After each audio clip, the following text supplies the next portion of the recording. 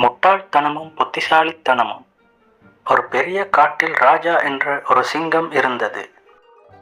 அது மிகவும் வலிமைசாலி, ஆனால் அதிக அகந்தையுடன் இருந்தது. ஒரு நாள் அது ஒரு சிறிய முயலை பார்த்து, நீ என்ன செய்ய போகிறாய்? நான் தான் காட்டின் ராஜா என்று அகந்தையுடன் கூறியது. முயல் அமைதியாக சிரித்துக்கொண்டே, சிங்கராஜா, வலிமை மட்டும் போதாது, புத்திசாலித்தனமும் முக்கியம். சிங்கம் சிரித்துக்கொண்டே, அப்படியா, நிரூபித்து காட்டு என்று கூறியது.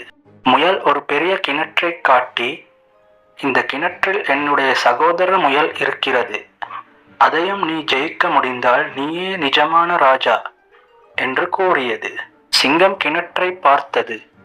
அதில் தன் நிழலையே பெரிய சிங்கமாக கண்டது. அது கோபத்தில் கிணற்றுக்குள் குதித்தது. அவ்வளவுதான், அது கிணற்றில் விழுந்து வெளியே வர முடியாமல் மாட்டிக்கொண்டது.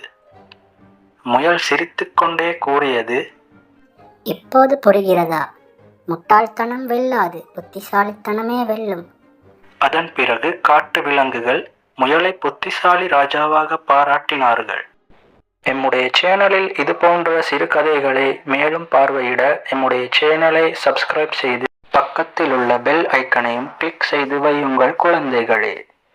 மீண்டும் ஒரு இனிமையான சுவாரஸ்யமான கதையுடன் உங்களிடம் வருகிறேன். நன்றி குழந்தைகளே.